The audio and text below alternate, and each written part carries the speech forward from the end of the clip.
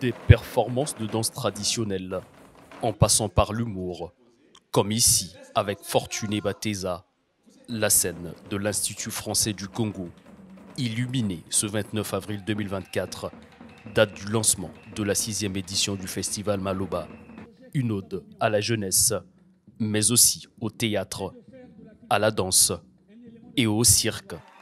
Un véritable hommage au spectacle vivant.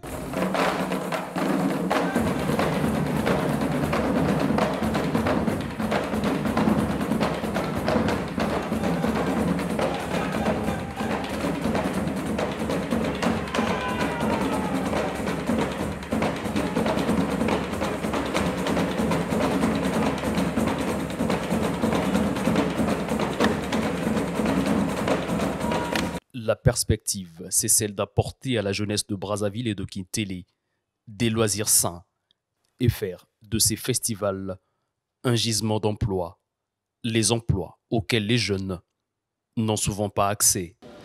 Vous savez que depuis plusieurs années, aujourd'hui dans nos pays, les jeunes n'ont plus d'activité culturelle de haut niveau.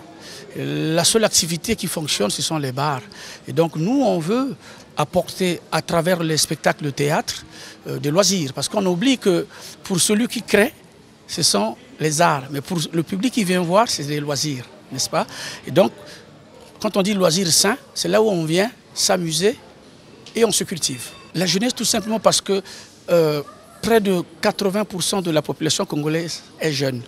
Et en fait, nous, chaque année, après un festival, nous choisissons toujours un thème. L'année dernière, c'était culture et développement. Pourquoi la jeunesse? Tout simplement parce que la jeunesse est au cœur du développement d'un pays. C'est la jeunesse qui fait un pays. Une jeunesse éduquée, c'est une jeunesse qui peut porter des idéaux du développement.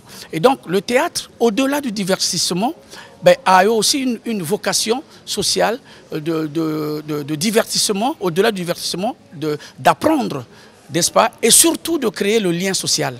Et on ne peut pas développer un pays avec des gens qui ont un mal-être. Au spectacle proprement dit, viennent aussi se greffer à cette édition de Maloba des rencontres professionnelles et des formations pour jeunes visant à créer une industrie du spectacle avec toutes les arcanes possibles. Les formations seront basées essentiellement sur le métier des arts et du spectacle. Parce qu'au-delà de ceux qui jouent, mais il faut créer un écosystème pour que le théâtre ou le secteur culturel devienne réellement un vrai écosystème. Il faut créer tout un environnement. Et l'environnement, c'est former d'abord les artistes qui vont jouer, former également ceux qui doivent organiser des événements culturels, former ceux qui doivent techniquement améliorer la qualité des spectacles et former ceux qui doivent vendre les spectacles, c'est-à-dire les spécialistes du marketing.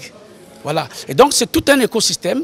On forme ceux qui jouent, on forme ceux qui organisent, on forme ceux qui vendent. Ça veut dire que quand la boucle est bouclée, chacun se retrouve. L'art dans sa diversité, comme élément de langage pour une jeunesse vidée de loisirs sains d'antan.